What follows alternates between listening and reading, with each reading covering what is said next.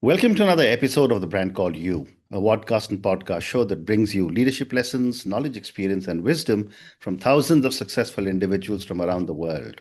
I'm your host, Ashutosh Garg, and today I'm delighted to welcome a friend, an impact investor, an author, and a fellow member of the YPO from Geneva, Switzerland, Mr. Florian Kemmerich. Florian, welcome to the show. Ashlos, thank you so much for inviting me. I'm honored to be with you and to see you again. Thank you. Florian is an author of a book titled On Vocation: How to Align Your Purpose with Your Profession. He's an impact investor. He's a purpose-driven leadership mentor. And as I just mentioned, he's a fellow member of the YPO. So, Florian, before you come to your book, a few questions for you. You describe your life as a roller coaster shaped by an invisible thread that only made sense in hindsight. How do you interpret that thread today? That is a great question. So, when you are in the turbulence of life and things happen, sometimes you don't understand. And my learning was these deep, difficult moments I had made me the person who I am today, and that there is a greater learning behind. And it started when I was 5, 6 years old at school. I was physically aggravated and bullied. And so my parents put me in judo classes for me to defend myself. And so I went all the way in to become, I was part of the Bundesliga in Germany at this time. I was in the national team. Yeah, I was competing on international level. But so the point was, that was one. But at the end of age of 18, I stopped doing judo because for me, it wasn't a profession. Yeah. I ended up doing it actually to protect myself. Correct. And then the second phase was I wanted to become a stand-up comedian. Wow. But my father talked me out of it, saying, you want to maybe have a normal job first. Yeah. So I studied something normal, and I stayed in the normal. And I made my career in a healthcare group over 15 years, climbing up the ladder. I hit the ceiling. And then at the age of 33, I was basically having the success I wanted. I was managing a company, a family, and a house. And at that time, actually, I joined YPO. Oh, wonderful. Yeah. Wonderful. And so my YPO peers also encouraged me because I was asking myself, am I living my life or just living a life? And that was the moment where I, on one side, created a non-for-profit organization, a continuous medical education organization in Mexico with living. And we were supporting patients and also the indigenous people in Mexico. And on the other side, also, I was then asking myself, am I living my life? Because I figured out that I had been the absent subject of my own education myself. I learned about everything else to make a living, but not to live my life because it's not vocational. Amazing. And that was basically when I started to pivot and to leave the corporate, my golden handcuffs, supported by my YPOs. So, I really changed. I went into an entrepreneurial path. I started to study personal development methodologies just to learn about myself. And my roller coaster really then began for me to end up about 10 years ago to moving to Geneva, learning about impact investing and the power of capital as a force for good. And even since then, it's still a roller coaster, but now a very meaningful because I found my vocation and my way to dedicate myself to the things I really care about. So that is back to your question. What a great response. Many people are shaped by one defining aha moment. Was there a single moment that crystallized your shift towards impact investing and purpose-driven work? Yes, absolutely. So at its time when I set up the foundation in Mexico, we were donating material. It was more CSR approach where we basically give materials for free to help, some patients and the marginated people. But what has changed there was we were supporting a extramural surgery program. So with an OR on a truck going to the jungle. And the doctor said, Florian, why did you join? You're always donating material. Why did you join? So I joined. We went into the jungle. I'm not a doctor. I grew up in the OR instrumenting surgery, so I was a scrub nurse. And I remember a small child with a clip lift was being operated on, mouth draped up, lights shining. And I took a picture and I put it on the homepage of the newsletter, of the foundation. And that is the moment where I felt so amazing because I'm helping this person to, in so many ways. 6 months later, the truck goes in again. Not this time I didn't join, but then I learned that the child had died. Oh, God. Because there is no pharmacy, no doctor, no healthcare. Wow. And that was a moment where I said, how can I dare, by helping as a privileged person, to feel good if nobody wants to be helped? Correct. Nobody wants to be pitied. Correct. We all want to climb up our ladder ourselves. So if we would have invested in this time in healthcare access, the child wouldn't have died. And that is the pivot for me. Then when I learned later on, years later, about impact investing, I said, okay, here it is. Bingo. This is, it's capital as a force for good. And that was for me the moment my life changed then. Oh, amazing. But going through back to that aha moment. Oh, amazing. How amazing. Now let's come to your book on vocation, how to align your purpose with your profession.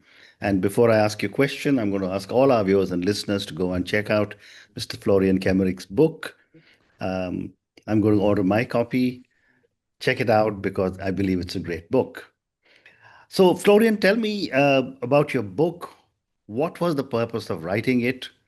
And what was your hypothesis when you decided to write?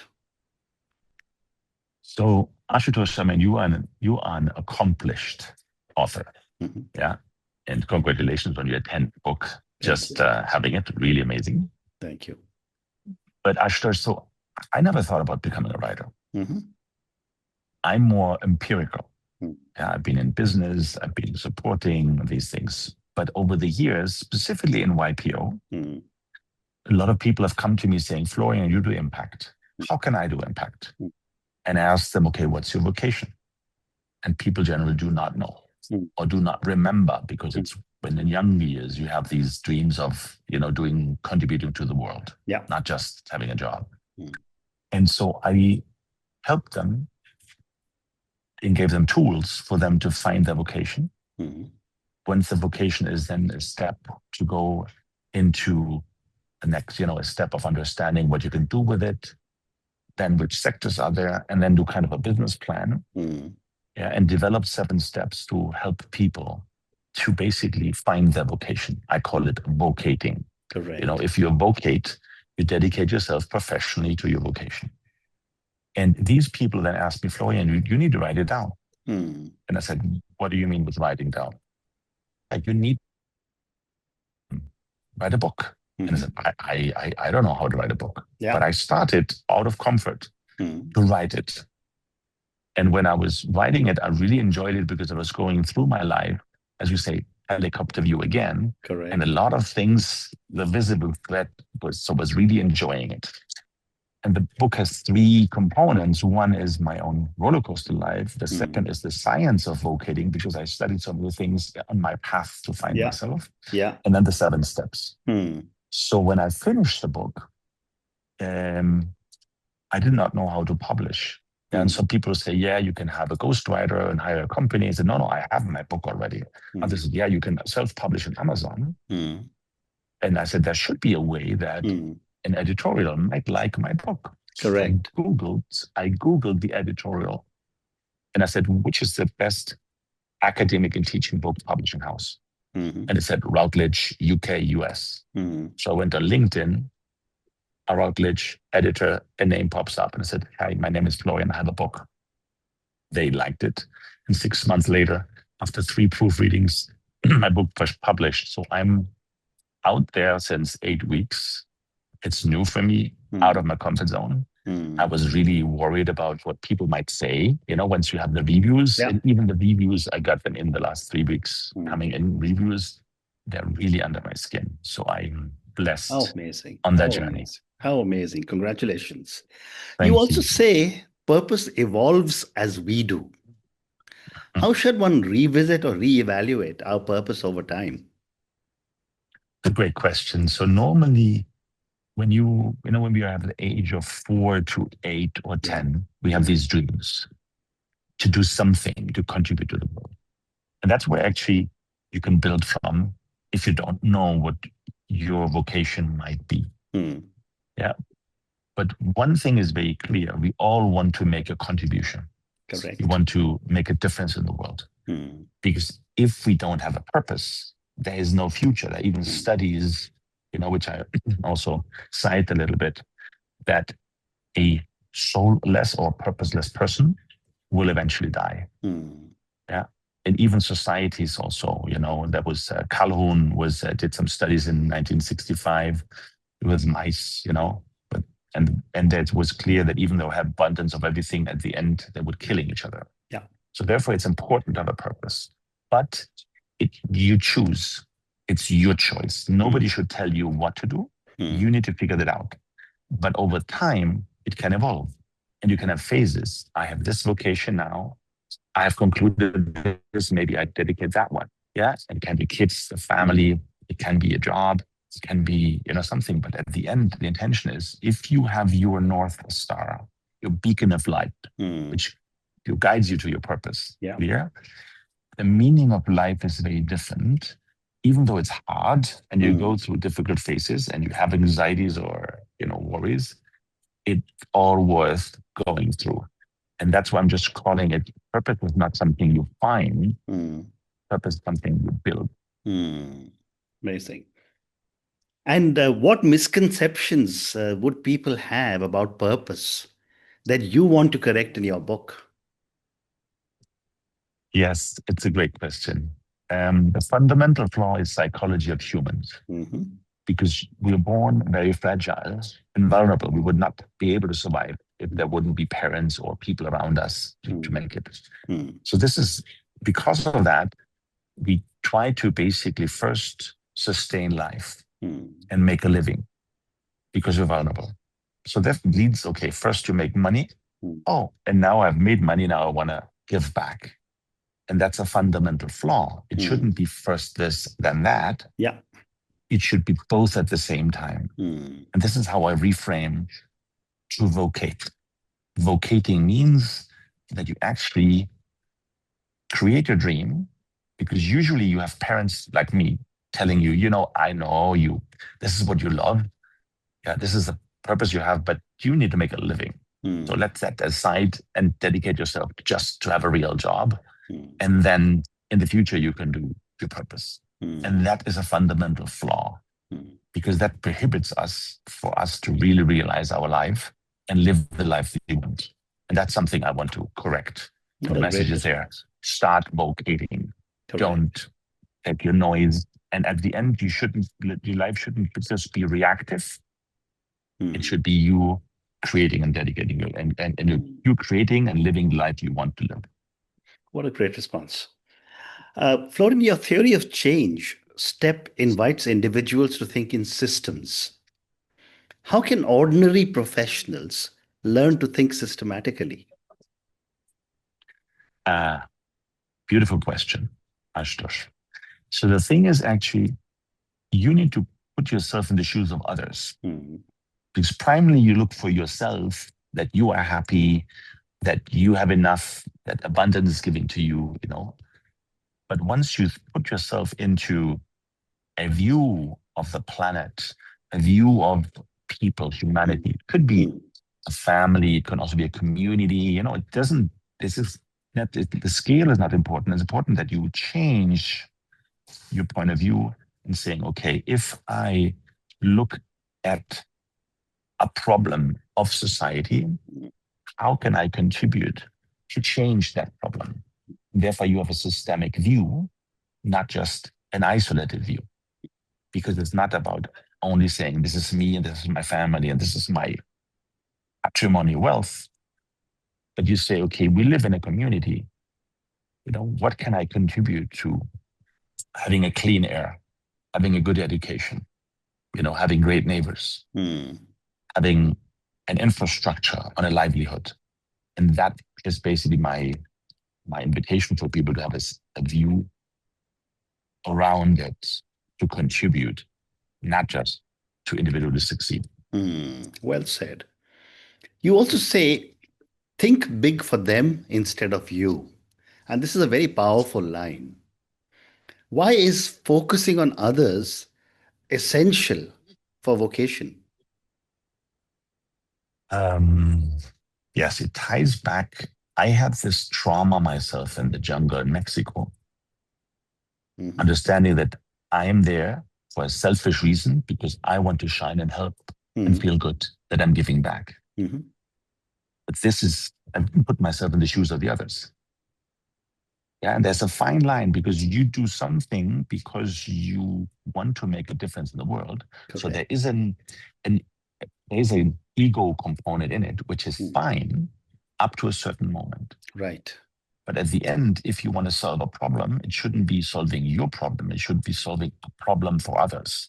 So therefore, you need to think about others and you need to think bigger than you in order to change the perspective. And that will open up a totally new horizon for you to come up with new ideas, new solutions, new engagements. And that's actually what I want to say with this, that you think about the others. So back to the child in the jungle, if I thought about access to healthcare and how to invest and provide that is very different than just wanting to solve a problem by a surgery and then leaving. And at the end, the result being a very bad one. So that's the change of perspective I want people to invite. You also strongly critique traditional education for making the learner, to quote you, the absent subject. What would a truly vocational education system look like to you? Oh, that is a great question. And in today's world with AI, even things change further. Yeah. So pain of me at the age of 33 saying, which life am I living? At the root cause that my education did not provide me any tools to learn about myself. And then to also decide what I would like to dedicate my life on. What's living a life mean? Because normally, there are some professions which are very heavily vocationally oriented. Yeah, a chef. You wouldn't go through the very difficult working hours if you really would vocation. Or a doctor. Yeah, there are some. Or a caretaker. But in general, we don't get any information. We don't get any teaching that things exist. So for me, one thing is, and that was my first LinkedIn article 10 years ago, described that at the pivot in the moment is saying, if education is not vocational, it doesn't really serve us to live our life. Right. Because we might be then, retiring in the future after a professional life and just have had a job to sustain living, not being in the vocational part. So I would like to change and instill in the education curriculum, especially after high school, but maybe in the future even earlier, to foment vocational support, for people in addition to the other things, so that I have enough tools and that I can decide what is it I care for, I want to resolve. Because typically you come out of high school and you look at universities and what shall I do?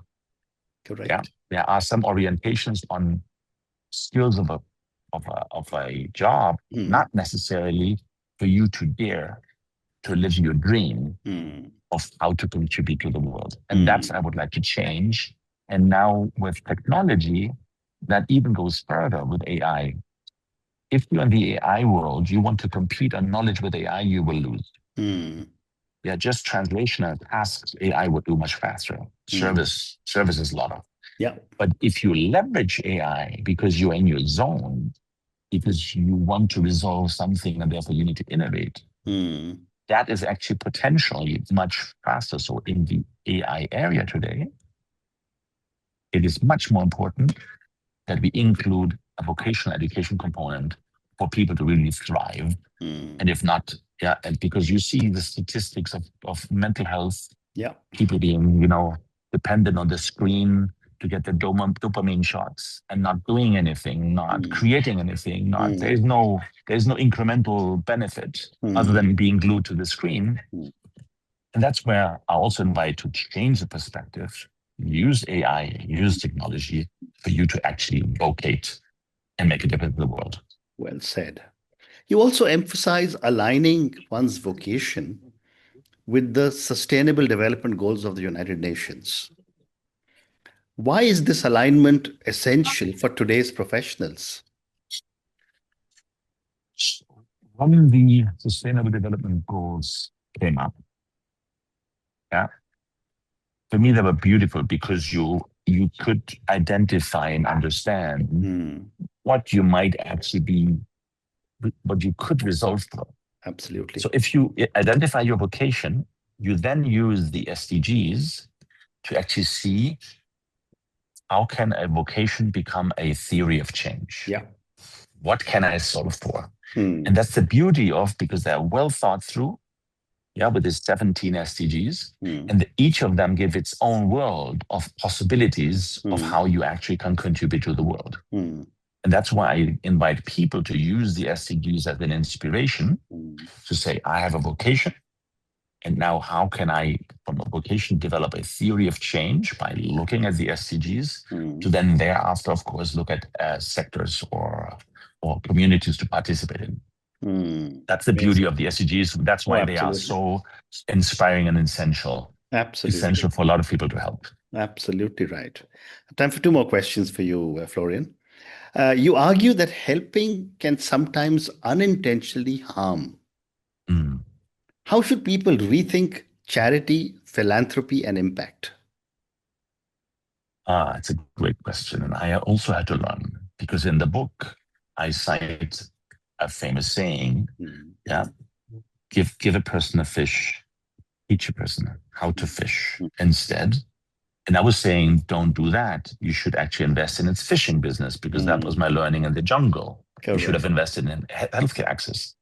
What I've learned in the meantime, even through YPO friends, and I have to cite Isaac, for example, who has an amazing organization called For Africa, non-for-profit, when we discussed, and he said, actually, this should be in a continuum of care.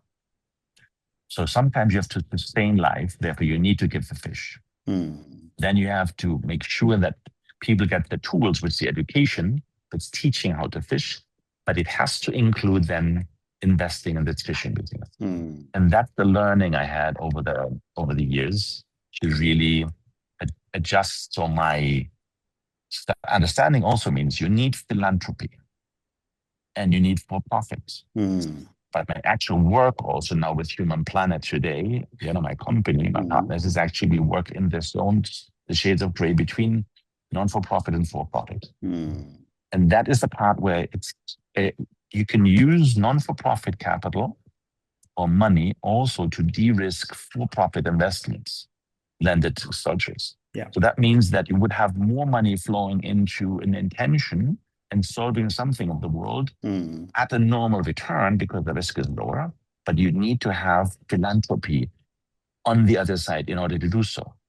So this is where philanthropy, usually people say, okay, now I made my money and I write a check and I give a grant. And that's something, but you should have that interacting.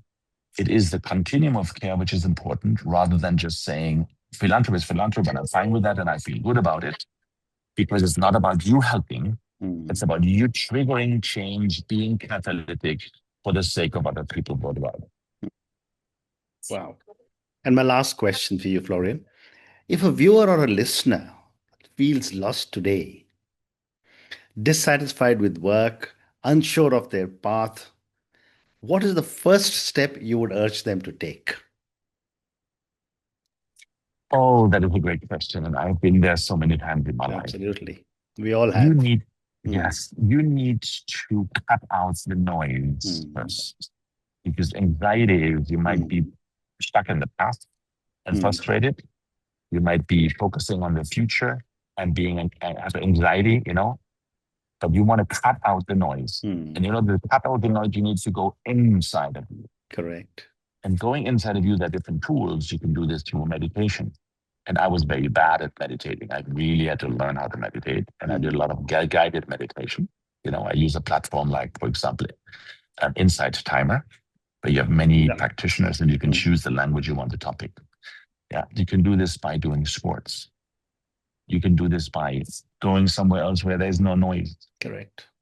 But you need to cut out the noise to go back to your essence and gain confidence of you shouldn't worry, and you should figure out what you actually want to do. But the answer lies in you. But normally, the hamster wheel or the rat race makes this impossible. Correct. Because you have noise about geopolitics, you have noise about economy, you have noise about you're paying your bills, you have noise about others' opinion, and you need to cut this out. So for me, the first step in order for you to do incrementally go the path of vocating is go inside, understand there's a big difference between an intuition and a fantasy. Yeah. It's like for me, I'm a hobby musician. If my big dream is to be a rock star, I will not be happy. If my big joy is to play music, because it's for the sake of the journey, which is my intuition, that's very different. I can enjoy this in each level, whatever. And not even important what people say about the music is what I feel. Correct. So that's something where we need to differentiate. And I had to learn that if a dream is focused on a fantasy, it will not make happy. If the dream is based on my intuition, which is my journey, it will make me happy. Amazing. And on that note, Florian, I just want to say what an amazing and fascinating conversation this has been with you. Thank you for sharing with me your own incredible journey. I love the story of how, your aha moment made you almost pivot completely in life to impact investment. I also love the way you have managed to bring together vocation, vocating, impact, and so many aspects of benefits that come to so many different people based on your deep understanding and extensive experience. Thank you for speaking to me, and good luck to you. Thank you, Ashutosh, for your time and the time together, and your questions triggered even further thoughts on my end. I'm very grateful for that. Thank you.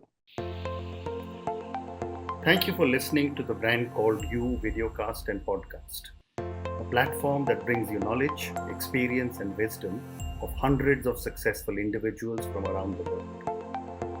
Do visit our website www.tbcy.in to watch and listen to the stories of many more individuals. You can also follow us on YouTube, Facebook, Instagram, and Twitter. Just search for the Brand Called You.